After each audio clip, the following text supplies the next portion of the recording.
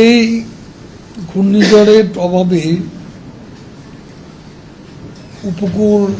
উপকূলবর্তী এলাকা এবার জলোচ্ছ্বাস হয়েছে অনেক বেশি। মানুষের বাঁধ বেড়িবাঁধ ভেঙে গেছে, ভেসে গেছে। অনেক চিংড়ি ঘের ঘরবাড়ি বিধ্বস্ত হয়েছে, বিভিন্ন অবকাঠামো ভেঙে পড়েছে, বৈদ্যুতিক লাইন রাস্তাঘাট ক্ষতিগ্রস্ত হয়েছে। সরকারি বিভিন্ন সংস্থার পাশাপাশি উপকূলবর্তী এলাকায় সংসদ সদস্য, জনগণ, জনপ্রতিনিধিগণ, বাংলাদেশ আওয়ামী লীগের নেতাকর্মীদের জনগণের পাশে থাকার জন্য নির্দেশনা প্রদান করা। আমরা এখনো আবার আমাদের জনপ্রতিনিধিগণ, আওয়ামী লীগের নেতাকর্মীদের ক্ষতিগ্রস্ত এলাকা, ঘূর্ণিঝড় জলোচ্ছ্বাস কবলিত মানুষের পাশে দাঁড়ানোর জন্য নির্দেশনা প্রদান করছে। দুর্যোগপূর্ণ পরিস্থিতি স্বাভাবিক না হওয়া পর্যন্ত বাংলাদেশ আওয়ামী লীগের নেতা কর্মীদের জনগণের পাশে থাকার জন্য নির্দেশনা প্রদান করছে।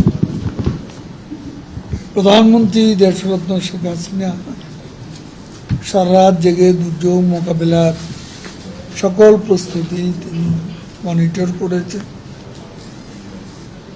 তদারকি করেছেন। উপকূলবর্তী এলাকার মানুষের দুঃখ দুর্দশার খবর নিয়েছেন, প্রয়োজনীয় নির্দেশনা প্রদান করেছেন।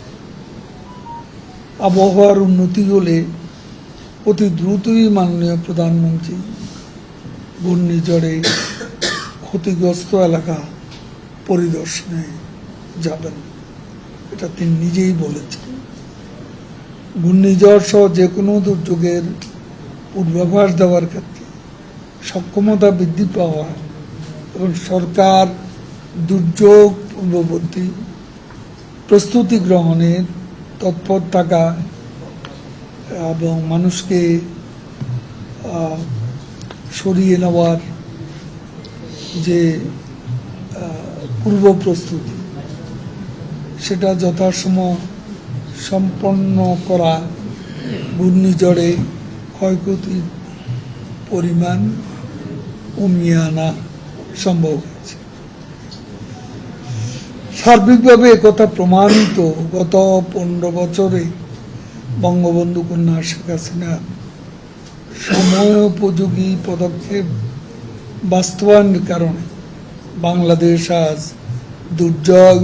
দুর্যোগ মোকাবিলায় প্রশংসনীয় সাফল্য অর্জন করতে সক্ষম হয়েছে।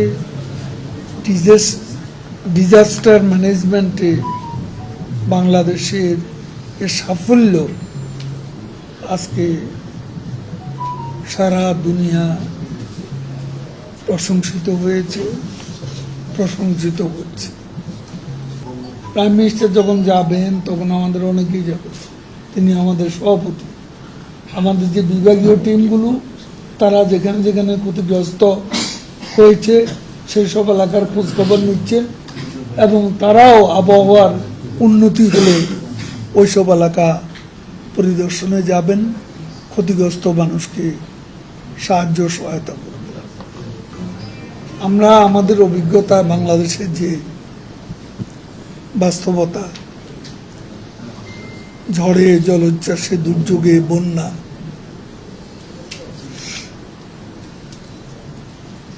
এসব দুর্যোগপূর্ণ পরিস্থিতি মোকাবিলায় বিএনপির কথাই আমি বলি, বিএনপি বিরোধী দল হিসেবে তাদের একটা রাজনৈতিক দলের দায়িত্ব পালনে তারা বারে বারে ব্যর্থ হয়েছে। তারা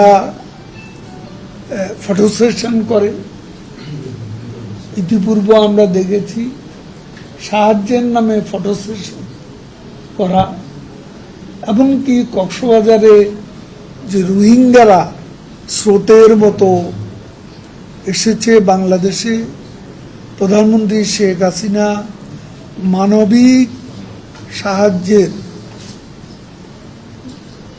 সাহায্য করেছেন এবং তিনি আমাদের সীমান্তকে উন্মুক্ত করে দিয়েছিলেন উদারভাবে, যেটা সারা বিশ্বে প্রশংসিত হয়েছে। তখনও আমরা দিনের পর দিন, মাসের পর মাস প্রধানমন্ত্রীর নির্দেশে আমরা রোহিঙ্গাদের পাশে ছিলাম।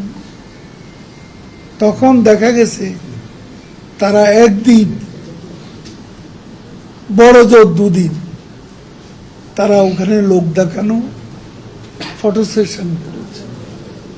বিএনপি দুর্যোগে তারা মানবিক কোনো আবেদন নিয়ে তারা মানুষের পাশে দাঁড়ায় না।